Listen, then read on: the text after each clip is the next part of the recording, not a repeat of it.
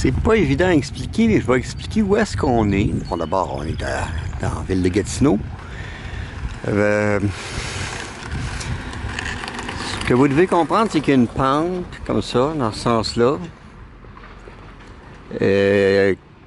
Devant moi, c'est l'est et c'est le boulevard Saint-Joseph. Et plus loin que le boulevard Saint-Joseph, ça redescend rapidement. Et il y a le ruisseau de la brasserie. Puis là, on arrive, tous les sols sont argileux parce que plus bas dans la côte, pas beaucoup plus bas dans la côte, mais plus bas dans la côte quand même, au ruisseau de la brasserie, puis sur l'île de Hull, tout ça, c'était la mer de Champlain, il y a 6000 ans, 8000 ans, là, je me rappelle, je mettrai les chiffres. Bon, mais pas ici. Elle n'a pas monté jusqu'ici. Pourtant, il n'y a pas tellement haut là-bas. Là. Mais écoute, on était comme au bord de la mer. Voilà, c'est ça. Si on était 8000 ans en arrière, on serait au bord de la mer. Voilà, c'est ça. Puis avec des glaciers. Avec des glaciers très épais puis qui fondent. Donc de l'eau douce. Les glaciers, c'est de l'eau douce. Hein? C'est l'évaporation puis la condensation d'eau douce qui font les glaciers. Donc c'est de l'eau douce qui s'en vient ici.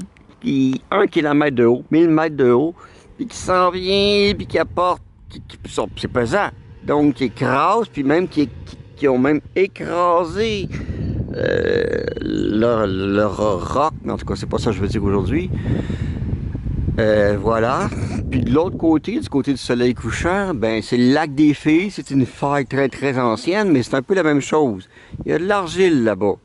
Tandis qu'ici, vous remarquez qu'en été, les gazons ont tendance à être secs. Mais c'est pas pour rien, c'est parce que ici, c'est plutôt du sable. On est le 9 juin, on est au début de l'été.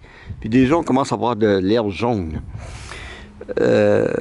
Parce que c'est du sable. Qu'est-ce qui est arrivé?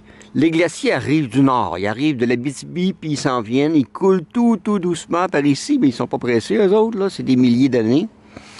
Puis ils transportent avec eux autres des grosses roches, on appelle ça la moraine, des grosses roches qui se broient comme dans un malaxeur, si vous voulez, avec les centaines et les milliers d'années.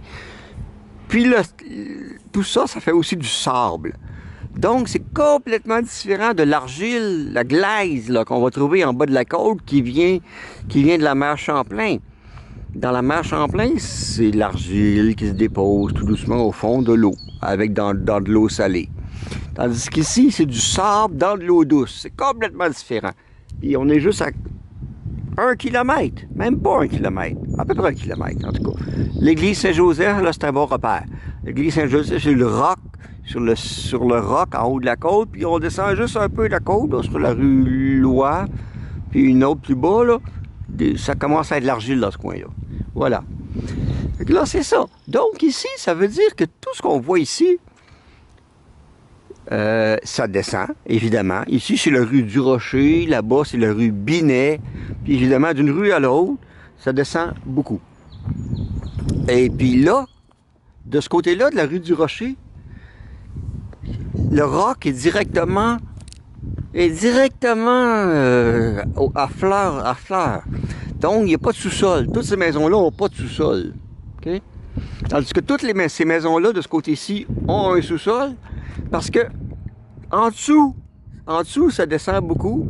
Fait que là, on voit très bien. Regardez les fenêtres ici. Toutes les maisons ont des fenêtres au sous-sol. Là. Tandis que les maisons de ce côté-là ont aucun sous-sol. La slab de béton est directement... Il n'y a pas de place pour un sous-sol entre le roc et la slab de béton. Des maisons, il paraît que c'était après la guerre là, que ça a été construit pour comment est-ce qu'on dit ça? En tout cas, les gens de l'armée, là, c'est ça.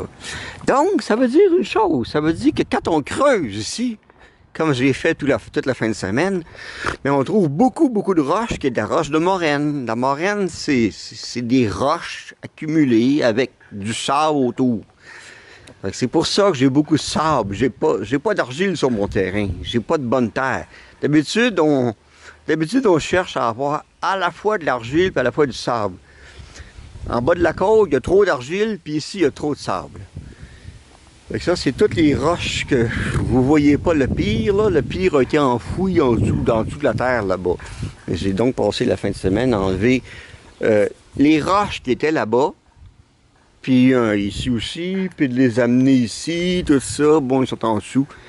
Mais vous voyez, donc c'est des roches rondes, typiques de la moraine, rondes parce qu'elles ont été comme broyées, là, ils n'ont pas été formées comme ça.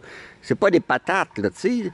Il y a de la moraine à Rigaud. Il y a un champ de moraine, ils appellent ça le champ de patates, puis effectivement, c'est toutes des roches rondes, mais ils n'ont pas été formées comme ça. C'est à force d'être broyés par les glaciers, puis tourne d'un bord, tourne de l'autre bord, broye, qui finit par devenir arrondi. Hein? Ouais, arrondi à peu près, là, c'est ça. Ça fait que donc, puis ici, ben, c'est des sols sableux. Un petit sable fin, parce que c'est tout ce que les glaciers ont apporté en broyant la roche. Donc, ça vient pas du tout de l'eau. Ça vient pas du tout de l'eau de l'océan, de la mer de Champlain. Puis plus on descend encore, bien ici, il y a un petit peu plus d'argile chez les voisins sur la rue Binet, je pense, je suis pas trop sûr. Un peu plus bas, mais pas beaucoup plus. Puis là, ben, si on va beaucoup plus loin, dans ce coin-là, c'est le sud. Fait qu'on s'en va vers la paroisse, la rue, mon God, Saint... Oh, je me rappelle pas du nom de la rue. Enfin, Luco, mais il est parti sur Jean Bosco. Voilà, c'est ça, Jean Bosco. L'autre bord de des Allumetières, ben là, vous allez trouver un peu plus de sol argileux à un certain niveau dans la côte. C'est une vraie ligne droite. C'est une belle ligne toujours de la même niveau. J'essaie de trouver des mots pas trop compliqués. Ouais, c'est ça. Et puis voilà, c'est ça. Et donc là-bas, c'est un autre sol complètement. Puis pourtant, on n'est pas loin. C'est pour ça que j'aime tellement l'Outaouais, je pense, parce que on peut tout trouver. Puis évidemment, si je monte un peu dans la montagne, ben, ça va être encore tout autre chose. Il n'y aura pas de sable pantoute.